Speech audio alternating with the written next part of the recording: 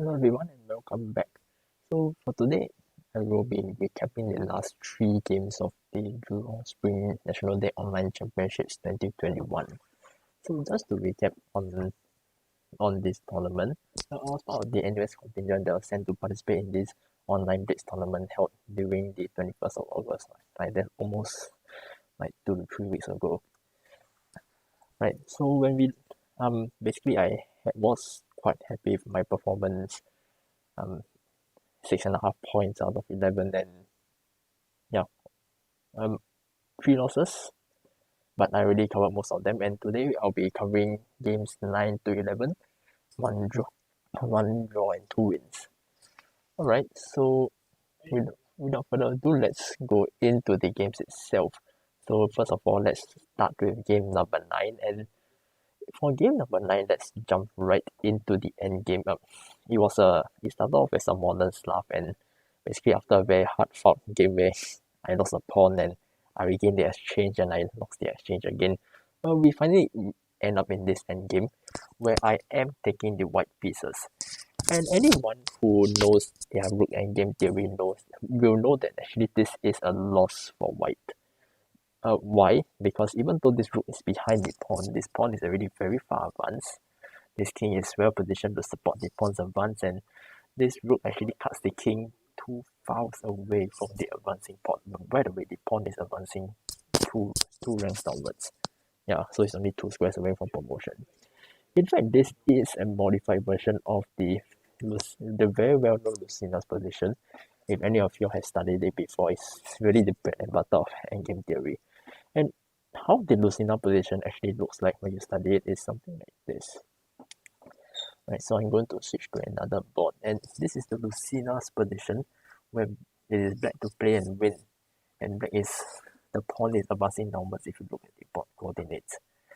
How does black win here? Because if you try and, let's say, get out over here, rook does give a check, and then you have to go back. Otherwise, the rook will go back and try and capture this pawn. On the other hand, you can't really get out from here because, like, even though the rook gives shelter, this king is also like stopping your king from coming out. So how black wins here is actually, first of all, you give a check over here, right? You force the king to go away, and now that the king has been cut off 2 files from the pawn, now your king can step out. But again, the moment he steps out, then the rook is going to check, and you basically you can't run away. So how you actually win here? Rook to c5. You go to the 4th rank. And the idea here is that, let's say you make a random move by white. You're trying to use this rook to build a shelter over here. So let's say check. That's the idea. Yep. And after takes, basically you promote, and the king is too far away to help the pawn. And so if you go back to the original position, after the king is cut away 2 files, and we go back to the original game between me and my opponent, where I am taking the white pieces. Actually, this is almost the same position, because over here, what I did, by the way, is white to move over here. So what I did is rook f8 check, and the correct move for white over here is actually king to e4. And after rook e8 check, you notice that black is only 1 step away from building the shelter that I talked about just now. Rook to e5. And after takes, basically this is almost like a 1 pawn endgame for black. So king to e4 really was the main winning move over here. Instead, my opponent, I think because he got nervous that he's under 1 minute, he's low on time or something, then he blundered with king to g4. And why this is a blunder is because, well, now my king is free to enter and hit this pawn. Now that you cut it off now that the rook is being cut off, right? But for me, I had 4 seconds left on my clock. I wasn't really considering, and I was like, okay, back to my endgame basics. Put the rook behind the pawn, rook to e8. And again, now black is winning. Because if black goes back with king to, let's say king to f3, then this is the same position all over again, right? Instead, I think black he probably got nervous or something, and he played rook to h5, and now this is so much more harder for him to win, because after king to g1, and now I managed to step into the pawn. In fact, I am in a very good position to get in front of the pawn. So Another fundamental endgame theory is that for rook endgames, if the defending king goes in front of the pawn, then it's very easy to hold a draw. So king to f3, obviously trying to stop me from coming in. But after rook to f8 check, king to e2, yeah, maybe. Okay. And by the way, another idea is that if I go for king f1 now, then there's checkmate. So I'm gonna look out for this. But rook f8 check, king to e2, king to g2, and now the opposition, and things are back to square one again. How is black going to make progress? He chose the king to d2. So the idea is that after rook to h5, I think king to h3, and I think here is a lot harder. Yeah, I think rook to g5 should have been played with the idea that you want to cut me off two files again from the advancing pawn. Right. And after king to h3, the winning idea for black over here is that you're just going to play king to e1 and then slowly advance your pawn forwards. And then if I go forward, try to attack your rook, the rook just runs away, and very soon I'm going to come out and get the shelter over here. Yeah, or I think I remember it was something like that. And then after that, this pawn promotes because the king is too far away to stop the king from this black king from coming out. On the other hand, if let's say I try to go back with king to h2, and then now, what did I write here? Yes, so notice again, this rook is on the ideal file to shelter the king when it comes out. So again, you see the very typical Lucina's building the bridge motif, and after this shelter is being built, then this pawn is able to promote. So guys, this really is the endgame fundamentals, but unfortunately for white, I don't know what was going through their mind. They had more time than me, obviously, but it seems that they weren't so well versed in their endgame theory, and yeah, they played a suboptimal move over here, king to d2. And now rook to d8 check, and if he actually played king to e2, actually this is back to square one again, and black is still winning here. But I think he proceeded to make a few more mistakes. And by the way, here, again, I'm saying I'm down to 4 seconds on my clock. I really can't think of anything else. Just give a check and try to be create as much chaos as possible in this rook endgame. Go back to my fundamentals, have maximum checking distance and stuff. Yeah. Anyway, king to e1. And now I know that if I go here, he's going to advance the pawn. And after that, rook g5 is coming in. I'm going to go out, and again, this is a fundamental Lucina's position.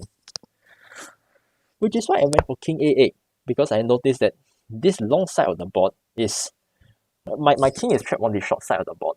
And what I want for my rook is maximum checking distance, which is why I come here instead. And trying to check him from this side. Right. And that's exactly what I did. So, in fact, over here, right, I think after rook to g5 check, king to f3, this is actually a draw. Yeah, I don't see how black can win, because right now black is pretty much forced to play this. If he advances the pawn, then good luck to him, because this pawn is going to fall, basically. So I think rook to e5 is forced over here, and there's really no way for black to make progress, because now I start doing the side rank defense and basically checking from the long side of the board. King to d2, and basically wherever he moves, he's going to be exposed to the checks forever. There's no shelter for him. And if he tries to be funny and try to walk towards my rook, yeah, basically I just win this pawn. So he's being tied down. There's no way he can stop the checks and or defend this pawn at the same time. So I think after king to d5, yeah, he pretty much just made it easy for me. I mean, I was very happy. You see, at this point, I'm still super low on time. And yeah, after this, basically it was a draw. So I think the lesson learned from this game is that definitely, I think when you're playing endgames, you definitely need to know your endgame theory, like your Lucina's position, the basic ideas like putting the rook behind the pawn, going for the side rank defense on the long side of the board. And definitely they come very much in useful, especially when you're low on time. Yeah. Yep. Okay, so that was a very close escape by me. Thankfully, my endgame knowledge was better than my opponent's. That's why I'm able to hold this draw. Right, so let's go on to game number 10 against XY Tan. So let's switch the scene again. Alright, here we go. So in this game, okay, let me just go back to the start. Yeah, so in this game, I'm taking the black pieces. I am rated 200 points above my opponent. Hopefully, I should be able to convert this, assuming he's not underrated. And it starts off as a London defense. And I go for this queen to b6 variation. A very common trick to exploit against this pawn, because it's being left undefended when the bishop comes up so early in the opening.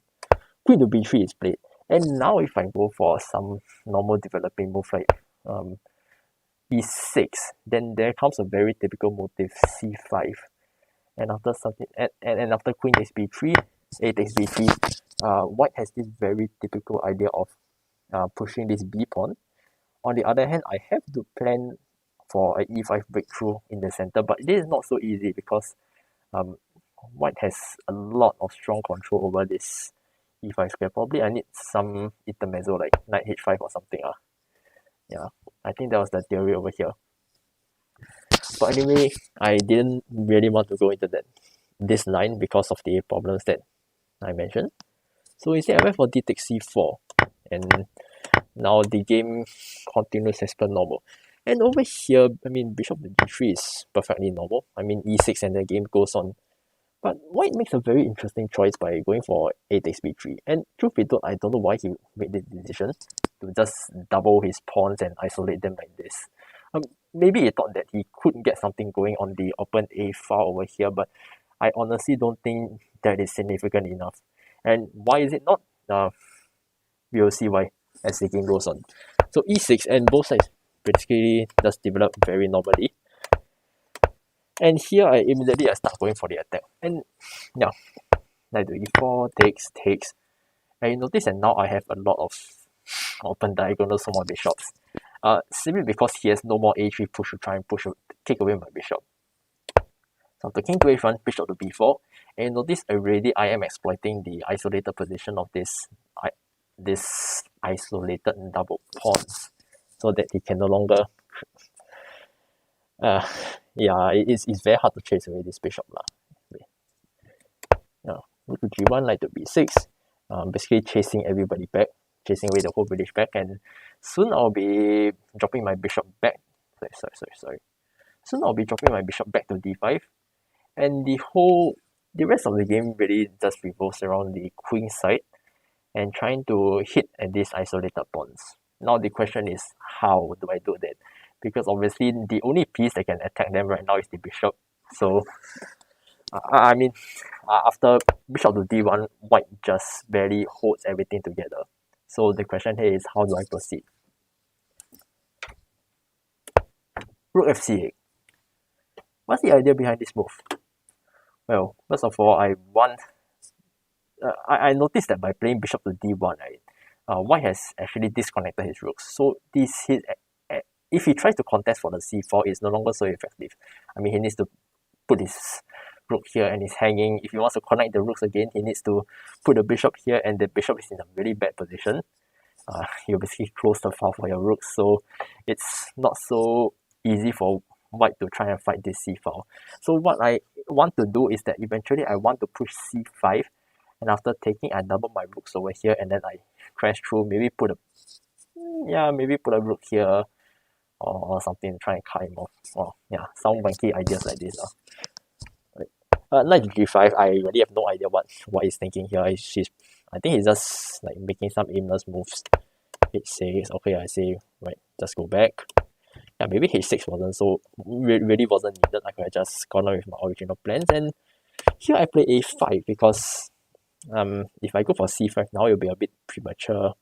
And I can't really double my rooks because this rook's open a file does have some pressure on the a pawn, but a simple a5 just shuts down any kind of counterplay that white might be thinking of over here. And this really is the reason why I feel that white's idea of creating counterplay along the a file is not going to work, because I can just push a5, put my bishop here, and life is good for me. Yeah. Now, and also in the future, I do have a4 if I really want to, but I don't think I would be needing it. Rook c1 played, but like I said, this rook is not very well defended. Knight to d7, now c4 is, c5 is a real threat. Knight to e1, still move. Yeah, trying to neutralize some of the attack, but too late. c5 comes in. Knight to d3, takes. And yeah, I do have already achieved my goal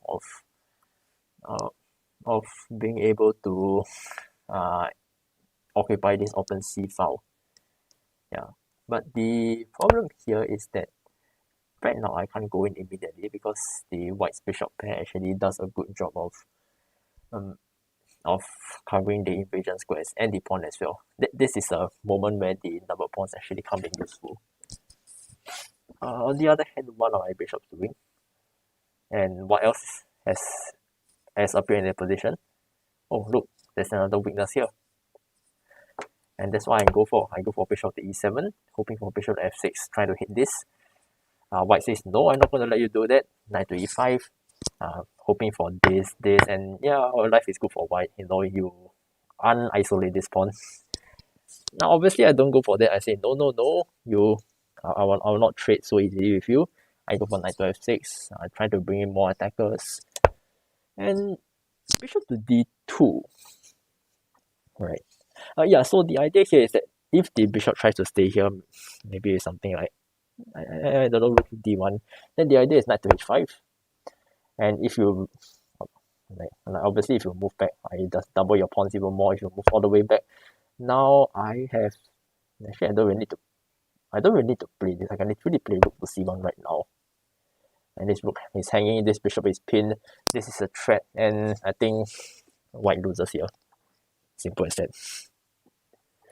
Alright, so I think that's why he plays bishop to d2, hoping to cover some of these squares again and keeping this bishop on the long diagonal. So I just go back and chase him off, and now he makes it very easy for me by trading the pawns, trading the bishops. I mean, probably he's thinking, yay, I give black a pair of double pawns on his own, but I mean, who cares? Who cares about this? I mean, how are you gonna attack them? I just play rook c1 now, and mission accomplished. Now he's going to lose this. The bishop can't move because this hangs. Oops. Yep. And there's really no stopping the follow-up, which is bishop takes b3. Now finally this double pawns is going to fall, and now I'm going to win this bishop. So after a few more moments, yeah, actually in this position, black is completely winning. I'm just up a minor piece. I'm up a pawn as well. Yeah, I am, even though one of them is doubled. But for the rest of the game, I basically just get my king out and just convert this. Yeah, it was an easy win for me. So yeah, I hope this was a very interesting demonstration of how to play against the double pawns in a very slow positional manner. Something which I am much more comfortable with as compared to sharp attacking chess. Which, speaking of which, that is actually the focus of my last game number 11. Okay, wait, let me just go back to the start. So in the last game, I paired against Siu Kai-Sin, also from NUS, previously from SP Mind Sports, and she just recently joined NUS. A former FIDE World Chess Olympiad player, so she's definitely no pushover. Yeah, and you can see she's rated higher than me on the chess as well. She recently participated in the Asian University Championships 2021. Definitely a very strong player. Right. Here I'm taking the white pieces, and he opens up with our favorite modern Slav with the queen to c2. She goes for the g6 variation. Eventually the idea is bishop to f4 as a bishop to f5. But strangely she doesn't go for that. I don't know why. And instead she adopts a different setup with b5, which I felt was a slight inaccuracy over here, because I mean b5 is a very common move in the queens can be declined kind of positions, but over here I don't think that's the correct idea. Simply because Yeah, simply because once my bishop retreats, my queen is already well positioned to exploit this c6 weakness over here. And after bishop to b7, knight to d2, knight bd7, yeah, I'm basically in very, I have a very clear plan, right?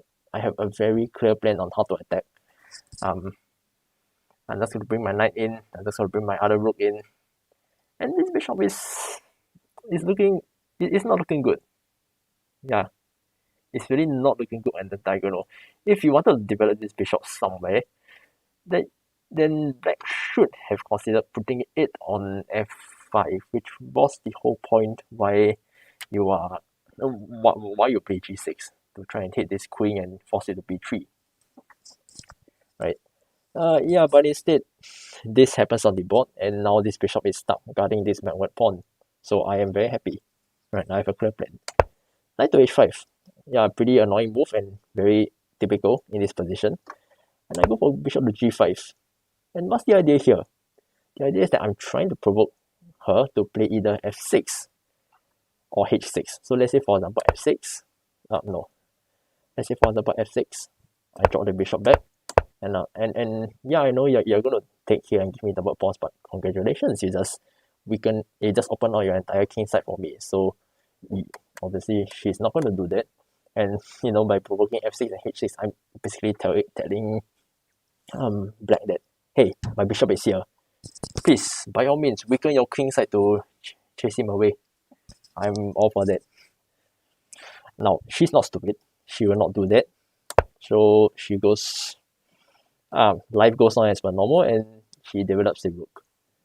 Also, to hold on here, she just leaves the bishop on g5 here, looking stupid. b4 now, trying to fix. Yeah, of course, the idea is fixing this pawn. There's always the risk of this, but I think I have this square under enough control, and this bishop really has no business here. It should be somewhere like here or here, trying to exert control over this square. a6 played, and now the rest of the game pretty much just plays itself. I am basically putting a lot more pressure on this c6 and this c5 weaknesses over here. Right. A few pieces are traded. I'm not so sure whether that was accurate given my space advantage, but of course the idea was really just bringing down all my firepower on that c6 pawn over here, and I am very close to achieving the goal now. In fact, I have 1, 2, 3, 4 pieces all aimed at that pawn. What does she have? She has 4 defenders, but they're all like being tied down. This bishop is, I think Kevin Joe was making a joke here that this bishop is under quarantine. He was talking about it on their live stream. But yeah, it's not looking good for black. Now, yeah, I mean, life is good for white. I have a lot of space. I have a very clear target over here. But how do I continue? Like, black is just holding out. He is just barely holding out onto the pawn, right? I don't know. Like one possibility I thought of was, knight to d2, bishop to f3, knight to e4, and then trying to hit the loose pieces over here, hoping to get some extra firepower in. But I think that was too slow. That's why I rejected it. And now, in fact, I think there's also another possibility, like bishop to f3, e4, and then this pawn break, right? After which we open up this file. I didn't really have time to calculate that. But one thing which I realized was that, all of black's pieces are being tied down guarding the queen side, right? There's only one bishop on the king side. All my firepower is here. My rook is actually on a very active file. I can swing over the king side anytime.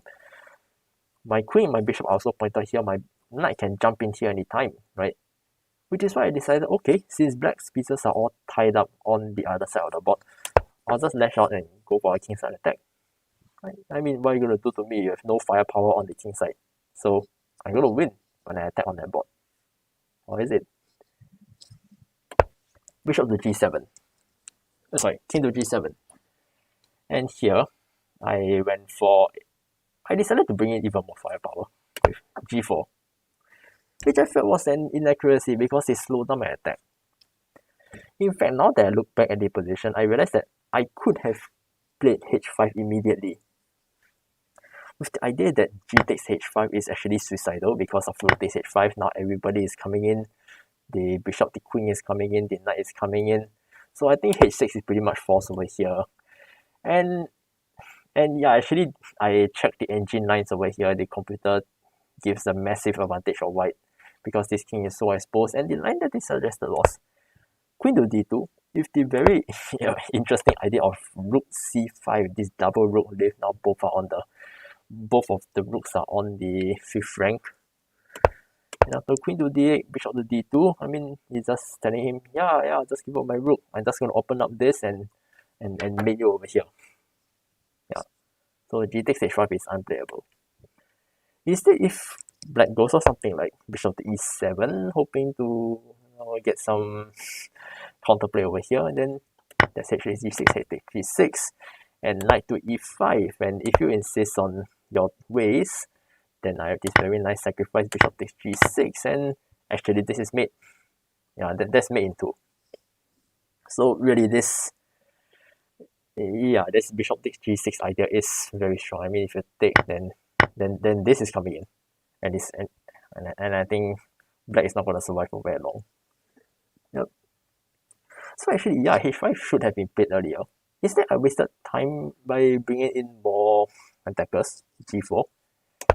And after bishop to e7, h5, now it looks like black black does have a little bit of time, because the key difference here is that after bishop takes c5, h to g6, pawn takes, bishop takes.